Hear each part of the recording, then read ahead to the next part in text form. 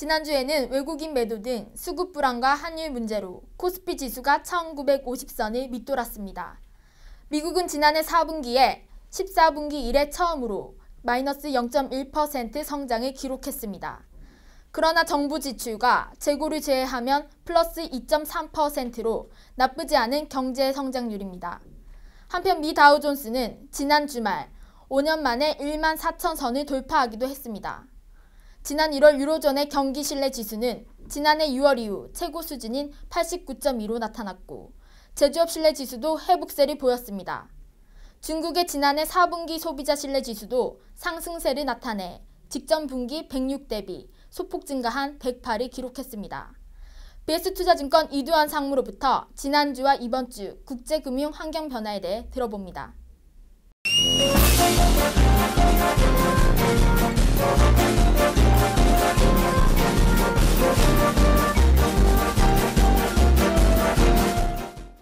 여러분 안녕하십니까? BS투자증권 이두환입니다. 이번 주 주식시장 조금은 제한적인 반등을 예상해 볼 수 있겠습니다. 다른 나라 주식이 워낙 좋게 올랐고 또 그러한 영향 속에서 우리나라만 후퇴할 것 같지는 않습니다. 환율 쇼크에 대한 문제도 약간씩 진정되는 그런 모습을 기대해 볼 수 있겠습니다. 세 번째는 뱅가드 등 수급 분리는 여전한 상황이 있기 때문에 상승을 하더라도 좀 제한적일 수밖에 없지 않나라는 그런 전망을 해볼 수 있겠습니다. 지난주 미국 시장은 2007년 10월 이후 다우지수가 처음으로 14,000포인트를 넘어섰습니다. 이제 역사적 최고가하고도 얼마 남지 않았기 때문에 미국 시장은 연일 좀 신나는 그런 모습을 구가를 하고 있습니다. 먼저 20개 대도시 주택가격 지수인 S&P 케이스 슐러 지수는 연년, 그러니까 작년 동기 대비로 따져보면 무려 5.5%나 올랐습니다. 거의 한 6년 3개월 만에 최고 지수니까 부동산 경기는 금융위기 이전까지 이미 도달이 돼 있다라는 그렇게 해석을 해볼 수 있겠습니다. 부동산 경기가 워낙 좋다 보니까 부동산 경기와 같이 움직이는 가전, 그리고 목재, 집에서 쓸 수 있는 공구들, 그리고 카페트 등 이런 회사들의 실적들 또는 매출이 거의 한 7 내지 8%씩 증가할 것으로 전망을 하고 있습니다. 미국의 GDP가 작년에 약 2.1%, 금년에 3%니까 GDP에 비한다면 거의 3배 정도에 가까운 그런 매출 증대를 보인다는 점은 주택 경기가 얼마나 좋은지 알 수 있을 것 같습니다. 소비자 기대 심리 지수인 이 컨퍼런스 보드 역시 상당히 좀 좋은 것으로 발표가 됐는데 58.6입니다. 물론 작년 12월보다는 좀 주춤거리는 모습입니다만은 이렇게 된 가장 큰 원인이 세율이 금년부터 인상되기 때문인데 세율이 인상이 돼서 소비 자체가 줄어드는 그런 것보다는 이런 돈을 소비에 쓰기보다는 저축으로 돌리는 이런 모습을 보여주고 있습니다. 저축으로 돌아간다는 것은 나중에 투자로 돌아갈 돈이기 때문에 나빠 보이지는 않는 그런 수치가 아닌가 싶습니다. 1월달 ISM 제조지수도 53.1로 거의 한 9개월 내 최고를 보이고 있고 2개월 연속 확장세를 보이고 있습니다. 3개월 연속 확장세라면 경기가 호전됐다라는 평가가 가능하기 때문에 상당히 주목되는 그런 지수가 아닌가 싶습니다. 다음 달 2월 첫 ISM 지수가 나왔고 그 다음 달인 3월 달에 2월 달에 대한 ISM 지수가 나오기 때문에 3월 첫 영업일에 ISM 지수가 어떻게 나올지 좀 귀추가 주목되는 상황이기도 합니다.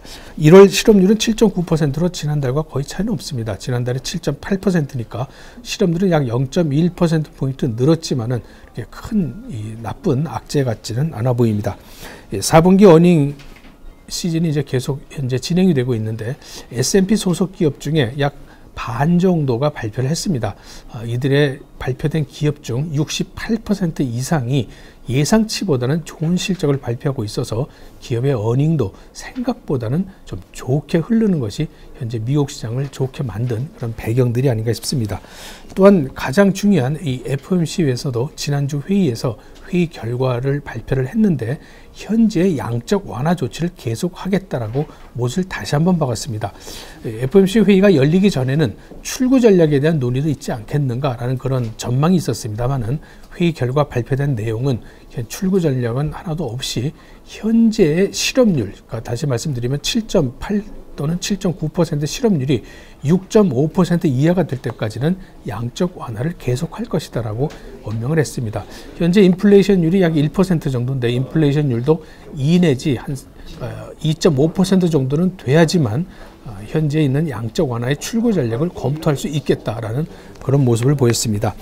이것이 FOMC가 현재 미국 주식시장을 떠받들고 있는 양적 완화 조치를 계속할 수 있다라고 다시 한번 언명을 했다라는 것은 미국 시장도 역시 계속 좋은 그런 국면을 우리는 상상해 볼 수 있지 않겠나라는 생각을 갖습니다. 유로존도 상당히 좀 안정된 국면을 보이고 있습니다. 작년 9월 달에 유럽 중앙은행에서 취한 무제한 채권 매입 조치, 영어로는 OMT 프로그램이라고 얘기를 하는데, 이 OMT 프로그램 이후에도 상당히 자금이 많이 유입이 되고 있습니다. 그 이후 유럽 금융시장으로 들어간 돈이 1,000억 유로 정도 된다니까 상당히 큰 금액이 아닌가 싶습니다.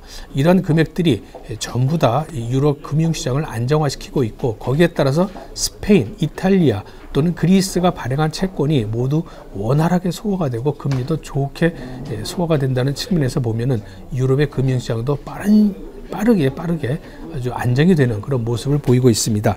그래서 그런지 그리스 재무장관은 금년 4분기 정도 되면은 경제 성장률이 플러스로 돌아설 수 있을 것 같다라고 전망을 하면서, 그렇지만 1분기부터 3분기까지 마이너스 성장이기 때문에 연간 경제 성장률은 마이너스 상태에 있을 수밖에 없을 것 같습니다만은, 내년도 2014년도에는 그리스 경제 성장률이 플러스권으로 돌아설 수 있다라고 자신 있게 얘기를 했습니다.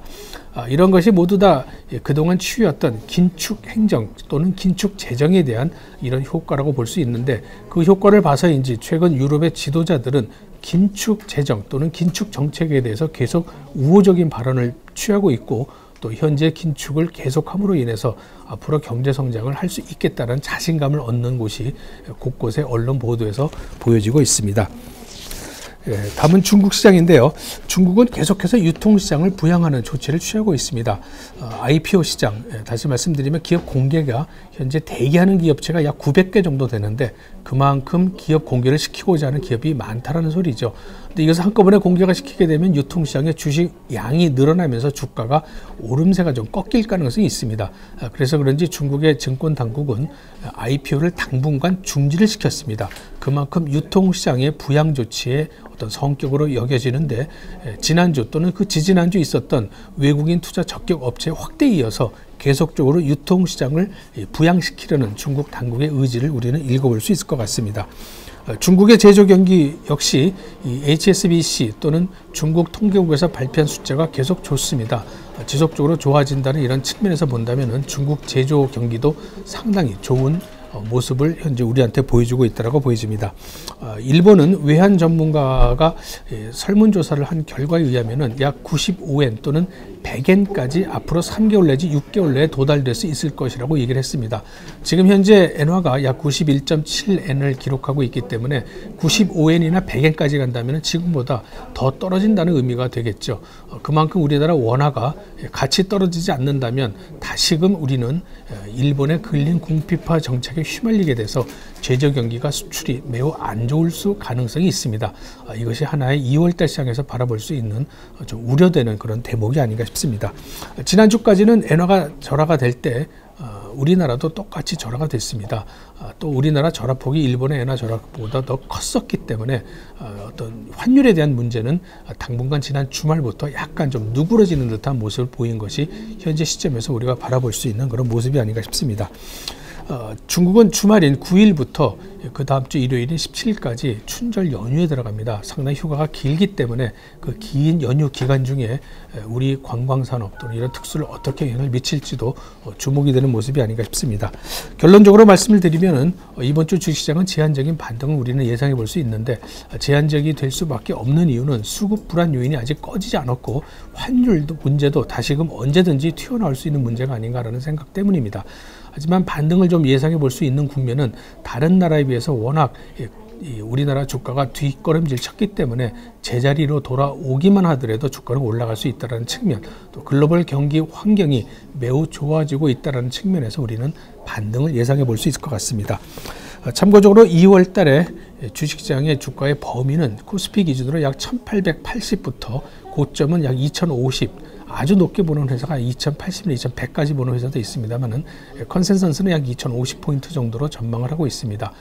현재 낙폭이 아주 큰 회사들, 그리고 동시에 밸류에이션을 갖춘 기업들, 다시 말씀드리면 기업 이익에 의해서 주가가 더 많이 떨어진 기업들, 이런 기업들을 중심으로 꾸준히 인내심을 갖고 역시 계속 자기 포트폴리오를 구성해 나가는 것이 옳은 전략이 아닌가 싶습니다.